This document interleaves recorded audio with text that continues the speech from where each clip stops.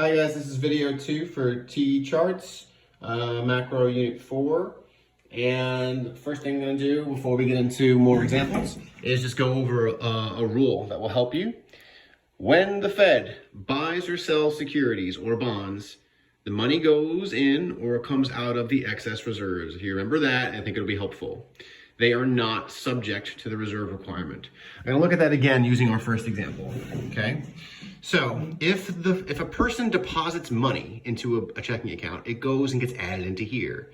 When it gets added into here, it is subject to the reserve requirement. So 10% of the deposit will have to come out and go into the required. The rest goes into excess. However, when the Fed purchases a bond or a security, let's say they're injecting money, it bypasses demand deposits and goes directly into the excess reserves. The entire amount goes directly into the excess reserves because the Fed wants the bank to be able to loan most to all of it out. So the first question, I have a bit of a change in the scenario. The first question almost looks the same. There's $1,000 in demand deposits, 0 in savings. Required is 100, excess is 0, and the loans is instead of 800, it's now, sorry about that, 900. Doesn't look really good there. So everything is fine. They're keeping 10% of 1,000. They've loaned out 900. They have nothing in excess for simplicity. So the scenario is, just like we said before, the Fed is purchasing bonds from this bank. So another way to say it is they're injecting $1,000, okay? The question are two. How many new loans can the bank loan out? Well, it goes, as we said before, it goes directly past demand deposits. It doesn't get taken out the reserve requirement, and it goes directly into excess. So the excess then was going to become 1,000. Okay? And so that's the answer. How many new loans can they make out? Well, they can now loan out $1,000, whereas before they couldn't loan out anything, and that's the answer. Now, the second question gives you a scenario first. If the banks loan out if all banks, that's the key, all banks loan out all of their excess reserves, this $1,000 is going to get put into someone else's hands, who's then going to put it into a bank, and they're going to put a reserve requirement on that and loan all of their excess out. And then the next bank will do the same thing and the same thing and the same thing. And that's your multiplier effect. And so the money supply is going to increase. So this is a really extreme scenario. If all banks loan out all of their excess reserves, how much will the money supply, the M1, change by? Well, the only way to figure that out is we know it's going to increase by 1,000 because the Fed has printed $1,000 and injected it into this bank. But the money supply is this graph, remember? All right, the MS. How much in total, after all the new loans are taken out of that 1,000, is it going to move over by? In order to figure that out, we have to look at the reserve ratio. Reserve ratio is 10%, and therefore the money multiplier, which we went over before, is 1 over the 10%, 1 over the reserve requirement. So 1 over 0.1 gives you 10. So it's pretty simple. $1,000 in the excess times 10 gives you $10,000. Okay? The money supply, MS1, will increase by $10,000. This right here, MS, will shift to the right by $10,000, which drops the interest rate. All right, pretty simple. Now, the second scenario, when we do scenarios like this, it's pretty simple. You just multiply the entire amount of the money that's being injected times the multiplier, and you get, that's how much the MS increases. Now, another scenario that you might get is a little more complicated.